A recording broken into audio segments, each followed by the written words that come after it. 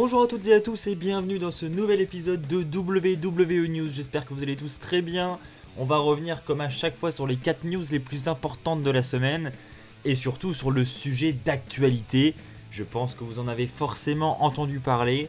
Dean Ambrose serait sur le départ de la WWE. Nous allons donc nous intéresser à son cas et essayer de voir si il peut s'agir d'un scénario ou est-ce qu'il s'agit d'un véritable départ. Voilà, je vais vous donner toutes les informations là-dessus. Je vais également vous donner mon avis.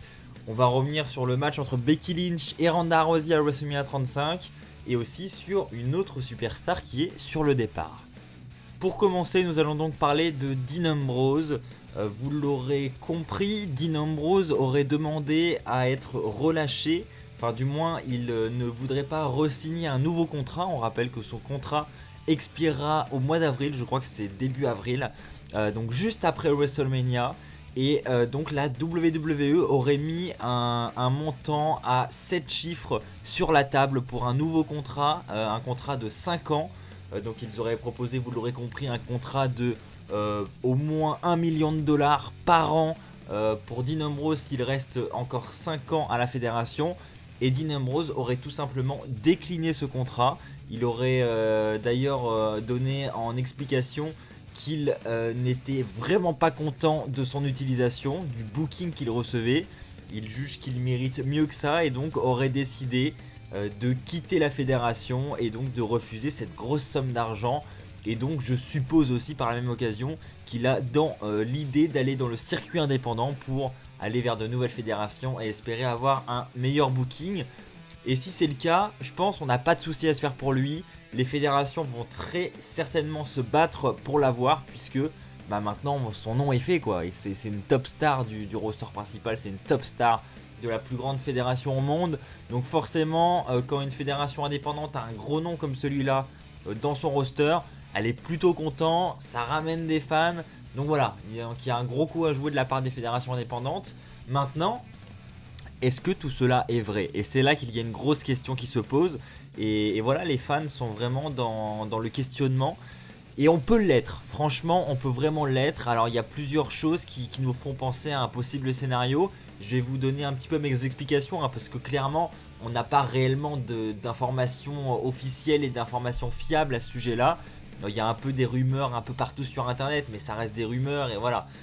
Donc à ce jour on a quand même eu une annonce officielle de la WWE, donc qu'il l'a fait sur ses comptes officiels, qui a officiellement annoncé que Dean Ambrose n'allait pas re-signer, qu'il allait partir. Donc voilà, c'est officiel, là on peut pas le nier. Maintenant, est-ce que la WWE ne fait pas ça pour mettre en place un scénario? Alors il faut se dire, ouais mais bon c'est une annonce officielle, c'est bon, elle l'a dit officiellement, elle joue pas avec ça, etc. Elle peut. Clairement, elle peut jouer avec ça. Elle l'a déjà fait dans le passé. Rappelez-vous, Daniel Bryan, il y a quelques années, qui soi-disant n'allait pas être re-signé par la WWE. Et au final, un mois plus tard, Daniel Bryan était de retour. Mais il y en a d'autres, des exemples comme ça. Il y a également CM Punk, rappelez-vous, la storyline contre Cena en 2011. Tout était basé sur le contrat de CM Punk qui expirait. Et au final, voilà, on se rappelle que CM Punk a remporté le titre et a été re-signé juste après. Donc voilà, il y a plein de choses possibles. Ce n'est pas parce que c'est annoncé officiellement que Dean Ambrose va réellement partir. Et d'ailleurs, c'est un peu bête d'ailleurs de balancer des communiqués comme ça officiels qui au final peuvent être faux. Mais d'un autre côté, ça peut clairement amener une belle storyline quoi. Parce que là, tout le monde y croit tellement que la storyline derrière peut vraiment être très belle. Maintenant voilà, chacun peut vraiment se faire son avis sur ce scénario, sur ce qui se passe en ce moment sur Dean Ambrose. On peut pas le savoir encore pour l'instant, on n'a pas de source fiable comme je vous l'ai dit. Je vais vous donner mon avis. Moi, déjà avant de connaître cette annonce et avant d'avoir cette news comme quoi Dean Ambrose voulait partir, j'ai vu Raw ce lundi, je l'ai vu dès que je me suis levé le matin. Et durant cet épisode de Raw, on a pu voir, juste après son match face à Seth Rollins, on a pu voir Dean Ambrose prendre le micro, il avait sa chaise au milieu du ring, et prendre la parole avant d'être rapidement coupé par Nia Jax. Et à ce moment-là, il n'a pas dit grand-chose, il a dit que quelques mots, je sais même plus ce qu'il a dit exactement, mais en gros, de ce que j'ai compris là, moi déjà, avant de voir la news, j'avais le pressentiment qu'il allait nous annoncer un départ. La façon dont il a pris la parole, etc. Ça m'a clairement fait penser à ça. Et bah, ce qui me paraît bizarre quand même, c'est que bah, il a été coupé par Nia Jax. Il s'est d'ailleurs fait sauvagement attaquer. Et je trouverais ça quand même vraiment bizarre que les officiels ne lui laissent pas la parole, ne le laissent pas s'exprimer. Et surtout que les officiels l'humilient comme ça. Parce que mine de rien, être sur le point du départ, vouloir partir et se faire attaquer par une femme, par Nia Jax. Enfin voilà, au niveau crédibilité, on est quand même en train de le rabaisser un maximum. Donc c'est bizarre, je trouve vraiment ça bizarre. Et puis autre chose de bizarre, même si comme je vous l'ai dit ça a déjà été fait par le passé, c'est relativement rare quand même d'annoncer le départ d'une superstar quelques mois avant. C'est-à-dire que là son contrat il expire qu'en avril. Et la WWE a déjà communiqué dessus. Et ça c'est quelque chose de très très rare. Généralement la fédération attend vraiment la fin du contrat et d'être sûr que la superstar ne va pas re-signer ou même que eux ne vont pas re-signer la superstar avant de communiquer sur la situation. Et là on est encore à 3 mois du mois d'avril quand même, il y a encore largement le temps et les officiels ont déjà communiqué là-dessus. Je trouve ça quand même assez surprenant et bah justement moi aussi ça m'amène un doute et j'avoue être un peu perdu sur cette situation.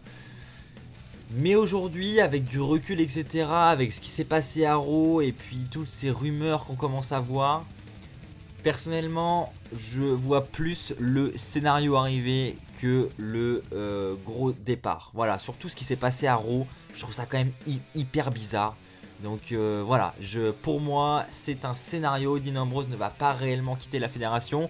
Mais encore une fois je le précise, c'est mon avis. Et je peux totalement me tromper. Et ce qui est fort probable aussi. Parce que c'est très très flou. Voilà, c'est très très flou. Mais ce que je trouve intéressant aussi, c'est d'avoir votre avis. Donnez tous votre avis dans les commentaires. L'espace en bas est fait pour ça. Et on va voir un petit peu justement ce que les gens en pensent. Et comment les gens analysent la situation. Ça peut vraiment être intéressant. Nous allons maintenant parler de Fastlane avec 3 combats qui pourraient avoir lieu lors du pay-per-view, qui nous donnent un petit peu plus d'indices sur cette Road to WrestleMania. Le premier combat qu'on devrait avoir à Fastlane, ce sont des combats qui sont annoncés localement par l'arène qui va accueillir le show. Donc généralement ce sont des annonces assez fiables, voilà, parce que ils promettent rarement des matchs qui n'auront finalement pas lieu, ou du moins les matchs s'en rapprochent globalement. Donc c'est assez fiable, mais tout de même à prendre avec des pincettes. On pourrait avoir un match pour le titre de la WWE entre Daniel Bryan et AJ Styles, sachant qu'il y a Elimination Chamber juste avant Fastlane à ne pas oublier. Donc on aurait donc encore ce match entre Bryan et AJ Styles. Je sais que certains d'entre vous vont un petit peu râler parce que je sais que le match au Royal Rumble a été un petit peu mal reçu de la part des fans. On aura également un match entre Bobby Lashley et Seth Rollins pour le titre intercontinental. Et là c'est d'autant plus étonnant, après la victoire de Seth Rollins au Royal Rumble, on sait qu'il va affronter Lesnar à WrestleMania. Et pourtant il aurait une opportunité pour le titre intercontinental. Ça suit un petit peu la logique du Raw qu'on a eu cette semaine avec Rollins et Bobby Lashley qui se sont un peu pris la tête. Donc c'est pas improbable, voilà, je me dis c'est possible, mais c'est quand même étonnant vis-à-vis de la place dans la carte de Rollins à WrestleMania. Et enfin le dernier match serait un match entre Charlotte Flair et Becky Lynch.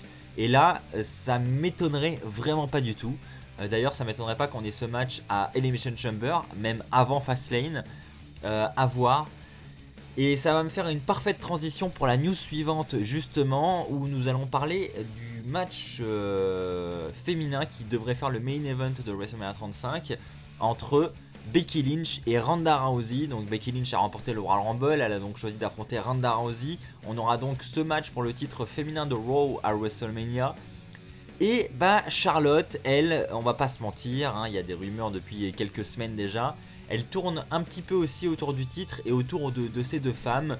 Et les dernières informations que nous avons, c'est qu'elle devrait être ajoutée au match féminin de WrestleMania, qui devrait donc devenir un match triple menace. Alors on ne sait pas encore comment elle va être ajoutée, mais en vue de l'épisode de SmackDown qu'on a pu avoir cette semaine, Voilà, on voit quand même le truc arriver et on se dit oui, il y a quand même de fortes chances qu'elle soit ajoutée au match. Et pour moi, c'est même quasi sûr quoi. On aura ce match triple menace et tant mieux.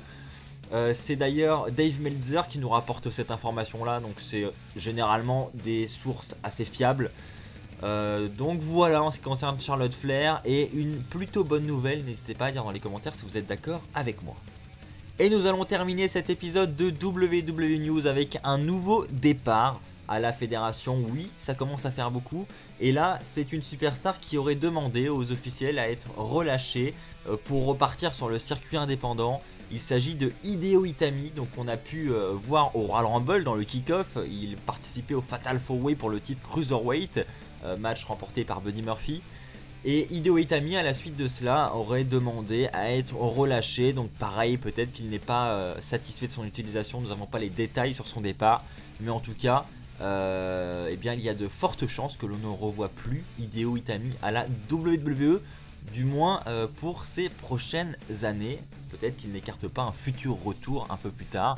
Voilà, ça serait pas la première fois qu'une superstar ferait ça. Donc à voir, mais en tout cas pour tous les fans d'Hideo Itami, et ben malheureusement pour vous, là, ça ne semble pas être un work ou un scénario.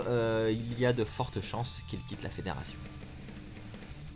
Voilà, c'est ainsi que s'achève cet épisode de WWE News. J'espère qu'il vous a plu. Si c'est le cas, n'hésitez pas à vous abonner. N'hésitez pas à lâcher un petit pouce bleu.